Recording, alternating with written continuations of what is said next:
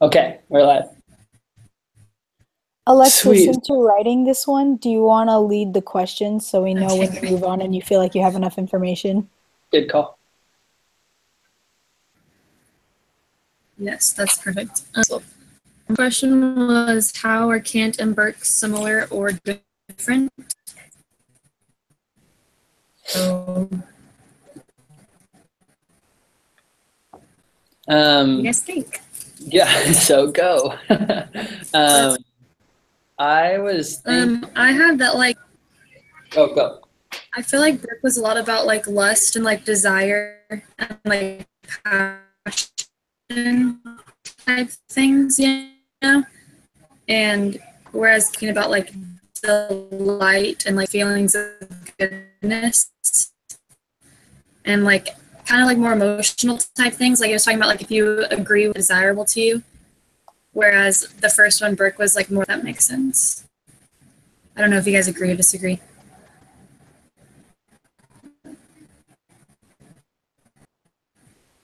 Sorry, you're cutting out a little bit. Huh? Oh, I can hear you now. Oh, okay. I agree because Kant was talking much more about what it means to say something is beautiful and almost how there's different.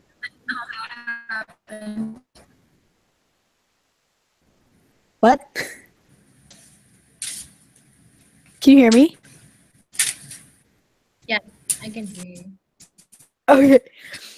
Kant talked about how there's different levels of what it means to say something is beautiful. So it's different levels of interest, and depending on the intensity of the level of interest, it's the most intense level of interest was beautiful. But Burke just talked about things that were beautiful more as. If that makes sense. But they both I felt like what was similar is they both thought that their ideas were what was right, and things must be logical. So the thing with enlightenment, it wasn't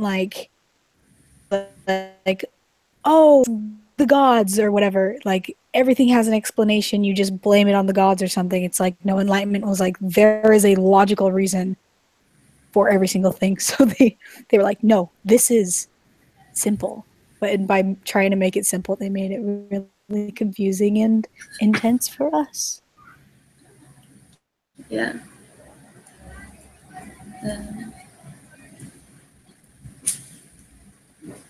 Is yours muted? Does yours keep muting random things? Mine does. Mine? Yeah, or anyone's? Yeah, as other people are talking. No. Oh, so okay. Only one person can talk at a time, or else it doesn't know whose feed to process. So that's why I don't know if you can notice that Tanner and I are muting ourselves so that there's less static and that we can hear the person that's talking better.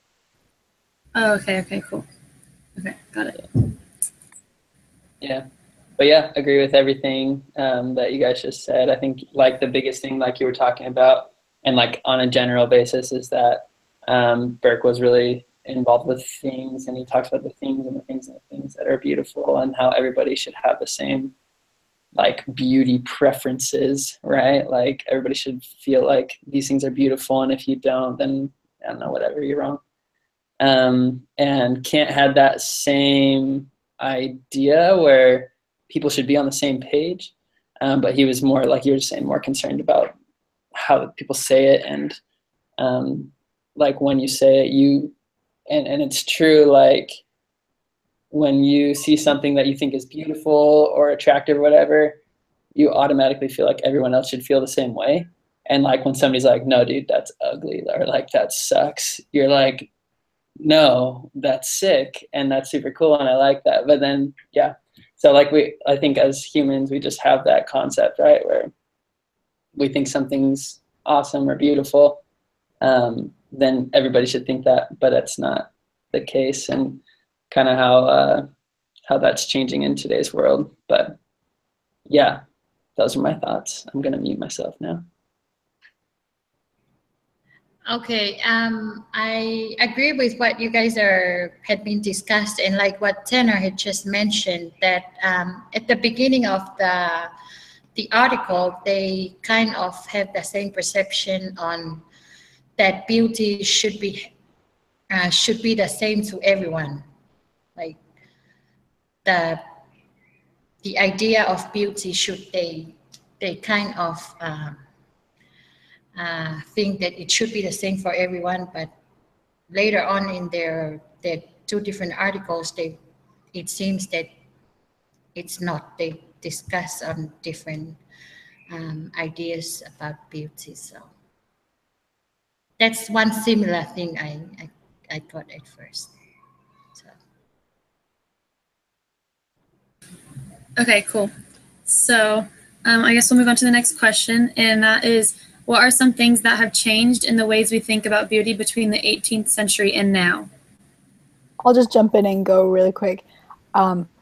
I thought that a big thing was like diversity is a lot more like popular in a beautiful way. Like before, it was more like uniformity, but with enlightenment came more like individualism, I think, because it was like freedom, but even more so now, like cultural diversity is more beautiful. I think one of the examples that our teacher put in the text was about how like in some countries they want you to take off your shoes, and in other countries it's like no, keep your shoes on, but just how can be beautiful. I think especially colonial era, which was about the 18th century, conformity was a lot more beautiful.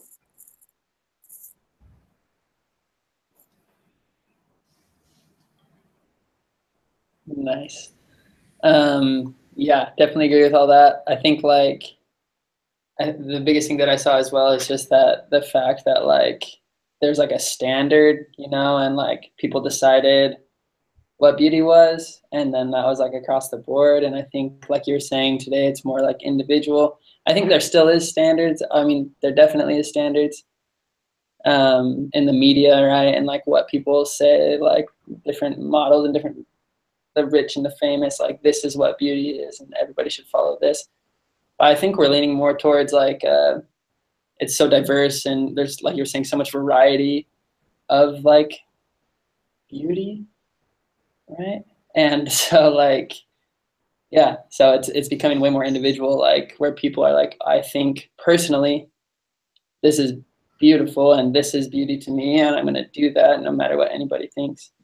Especially with like our generation, I feel like that's kind of how we're going. So yeah, like you mentioned, with our generation, I feel like even just in the past few years there's been a huge shift, like especially with the whole Barbie movement, there's been a huge shift in like this is unrealistic beauty that has been put out, and this is what is changing into what we think is beauty now. So it's still shifting. Yeah, no, I agree. It's kind of or like for women, for example, like you know how like a couple hundred years ago, like it was attractive for women to be like kind of straight bodied, like all that stuff, and now it's kind of like more popular for them to have curves. And like I feel like now we're getting into the times where it's like they're making everything become beautiful kind of thing. Like it doesn't matter what you look like, they're saying that you look beautiful. And so I feel like thing, like even like you're a woman or a guy, or like even like the whole transgender issues, like all that stuff, like they're just saying that no matter what you are, who you are, like people are being like we're like transforming into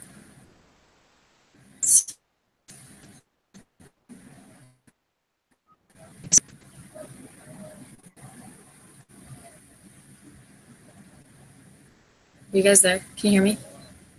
Can you hear me? It's like breaking up from my side.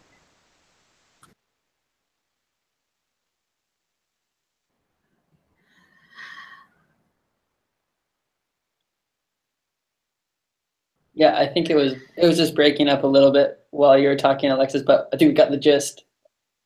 Just like the very tail end, like when everybody was awkwardly silent. I think that's when it like cut out. But yeah, you're good. You Okay, can. I think I'll jump in a little a little quick. Yeah, I think how I look at the article.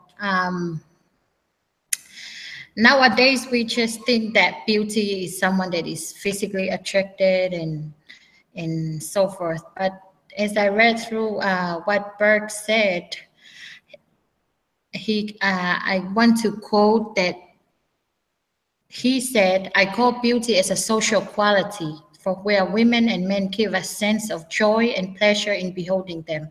So I'm thinking, or let's say my opinion of beauty is changed and agree to what Burke mentioned. It's not about how attractive and how beautiful the physical appearance is. It's more like you're socializing how the quality of how you're trying to socialize with others, I would say. Maybe that's all I want to share. No, yeah, that makes sense because you're talking about the quality that you put into like a relationship, I think you're saying, which is like he was talking about there's different levels of interest. And so someone maybe that you don't think like doesn't interest you enough, maybe you don't think is beautiful enough. I guess that's how dating is. Like when someone is more attractive to you, Yeah. you put more into it. Yeah, for sure. Okay, then we'll just move on to the next question, which is, what are some things you agree with? Sorry if you can hear the sirens. What are some things that you agree with in these two writers? So I'll start. I just think how like kind of like what you're just saying, like the most interest, like the more attractive you think they are. Like I feel like Kant had a lot of things about like what like looks wise, and so like the more attractive you are, I feel like the more interest you put into it, which kind of goes into Kant's, and like the more you get out of that, that comes like good and delight and like sensation comes from that. So I feel like the two together, like the physical and the emotional type thing, like is kind of what builds the strongest relationships. So I agree with both of them, I guess. Yeah, I agree, Alexis. And sorry, I kind of got interested in Burke's article. He discussed that, and I quote, "How beautiful things cause pleasure, therefore love hit our eyes, etc." So I do agree with this, with what Burke mentioned, because it seems true since this article were written like how many years ago, but for instance, when we see great work and well-mannered people, we find them attractive, right? And to me, that is beauty. And what we do, we give compliments and just because we think that that particular behavior or person is simply the beauty we are after. So when we see beautiful things, it gives us pleasure, and therefore we start to love and get attracted to it. So that's it. I think like you said, beautiful what was this? Burke talked about how beautiful things give us pleasure, and things that give us pleasure we love. I think that also has to do with what our like priorities are at that time of our life, because maybe like you're young and you have money, so you think a motorcycle is beautiful and that gives you happiness, and so you love the motorcycle. But then when you're at a different stage in your life and you're like, oh, I'm dirt poor and I love my wife, she makes me happy and so do my kids. So like it's like where your priorities are, you're gonna love. Disconnected more in my mind, but where your priorities are, you love things differently. So I do like that, like things that you love or like people that you love. Whereas Kant talks more about like means to actually love, like what is the meaning behind your words. If that makes sense. Yeah, totally. I just like what you guys are talking about, like kind of how Susanna started. Like the word beauty in itself kind of like takes on a whole other meaning depending on how you're like using it and how you personally like look at things. Like you were saying, like beauty to you could be like this super nice motorcycle, or beauty to you could be like you were saying, like a well-mannered person that has like a good personality and is like super nice, and like their like kindness is beauty. Or maybe it's just like full on physical appearance. And so I thought that was kind of interesting, like how the word in itself just kind of like changes, or like how you perceive it changes in different scenarios, and like where you're at in life and what your priorities are, like you were saying.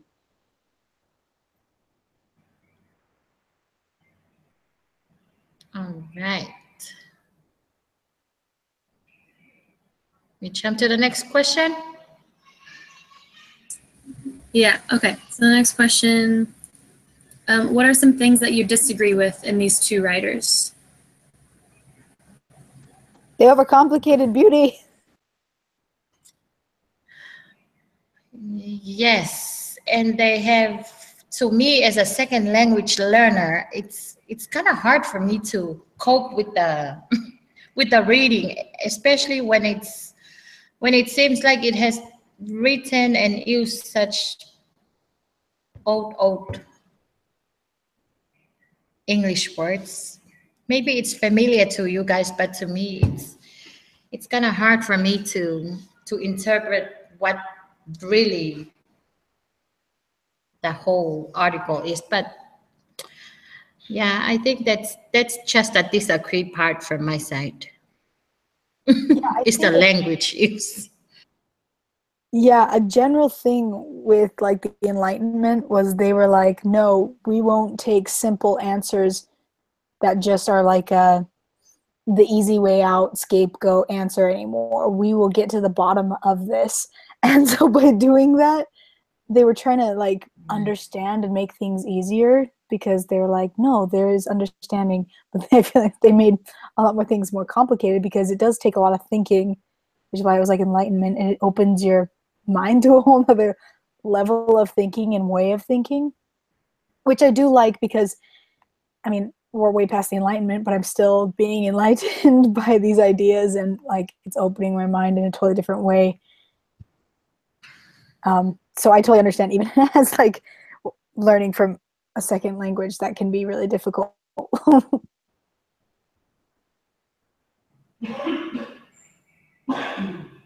Yeah, you're not alone, Susanna. It all went so far over my head for the most part, but I think I got some of the principles, and maybe I'm hoping as the class goes on, it will be easier to understand how these guys write, like back in the 1700s. But yeah, as far as like things that I disagree with, there was, I don't really know. I don't have much to contribute to the disagreement, actually, but I also didn't understand the text very well, so that was my contribution. I'm gonna mute myself.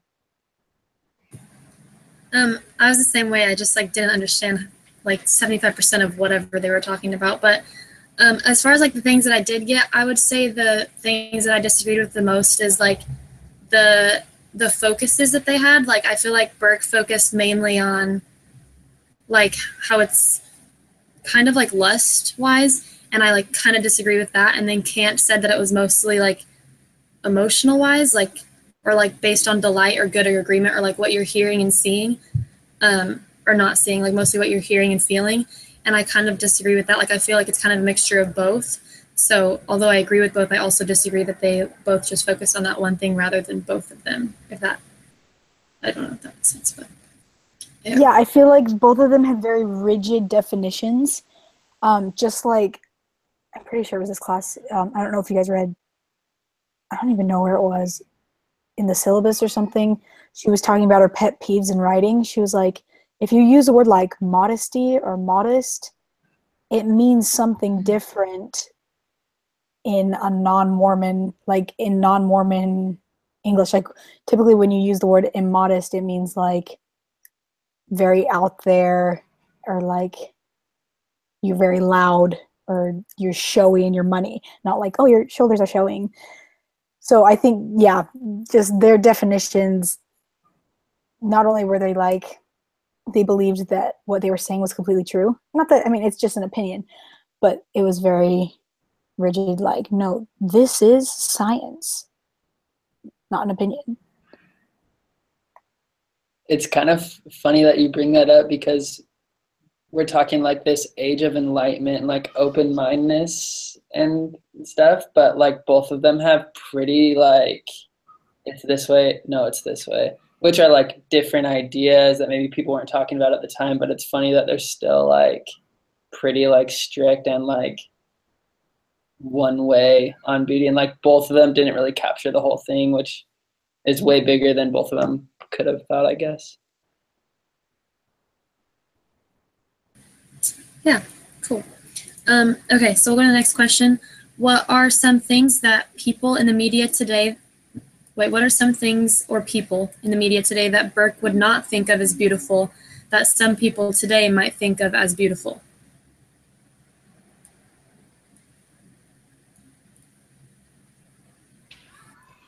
One thing I wrote down was like, for example, there's like famous Time magazine covers that are like beautiful Muslim women that are in like war-stricken areas, and that's like so beautiful to us, where there's like beauty in like total disaster, but then to them they would be like, that's just, and what can we do for these, like, I think they would have been like, what can we do for these poor people, but it's more of like they compartmental, I don't even know how to say that word, compartmentalized differently. They're not like, ooh, that's pretty, they're like, what can we do to alleviate. And so that has to do again with like diversity, and like how things are diverse again now, even more so, where there's transgenders and, you know, gay marriage, and then there's interracial people, which was like a big no-no back then. And then how women all dressed up and presentable and proper back then was much more of like the norm and the standard of beauty. Now it's like be yourself, individuality, and maybe wearing like a lot less makeup. Yeah, no, I totally agree with you, because there's like, I feel like there's a lot of things going on right now with like women that are, not even just women, but anyone in general, that like aren't just like tiny, skinny, like model, like the, you know, how it used to be, like tiny, skinny models. Like now they have like the be yourself, like eat what you want, like gain as much weight as you want, like you're still beautiful in everyone else's eyes. And I feel like back in their time, like that wouldn't be, like it's always look your best, do your best, make sure your hair's done, your makeup's done, like make sure you're presentable, like don't let anyone know you don't have money. And so now it's kind of, or they're trying to get to where it's opposite. And I feel like media is definitely portraying that in a way where they're trying to make it okay for everyone to be who they are and for everyone else to accept it.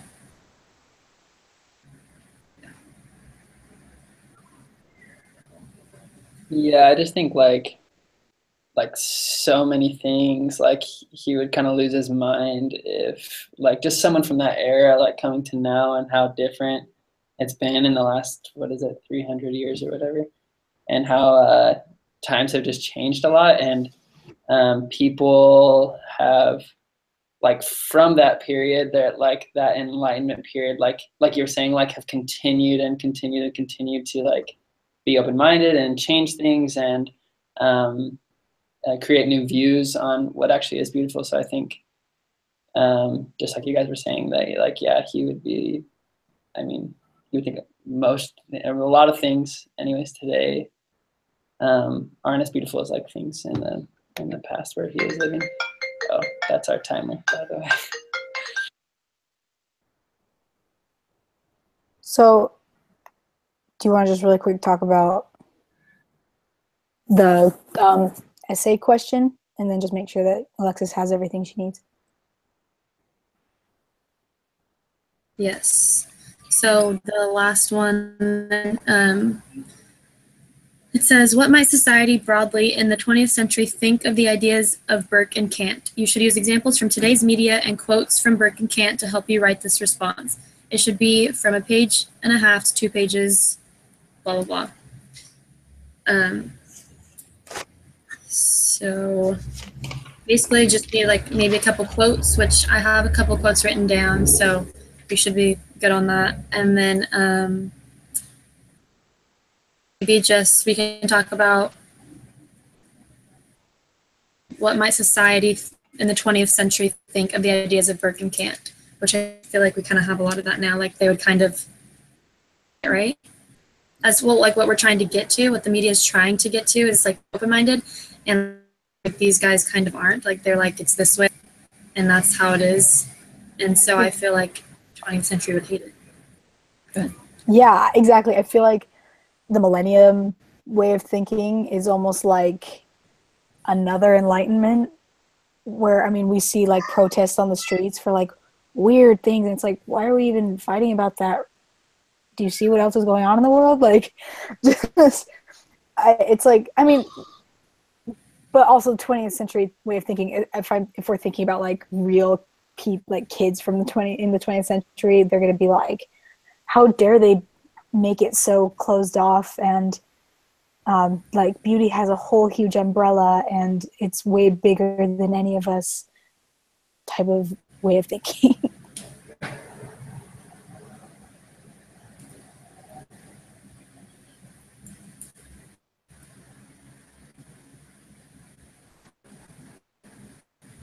I think you guys covered everything that I would have said. Yeah. Okay, cool.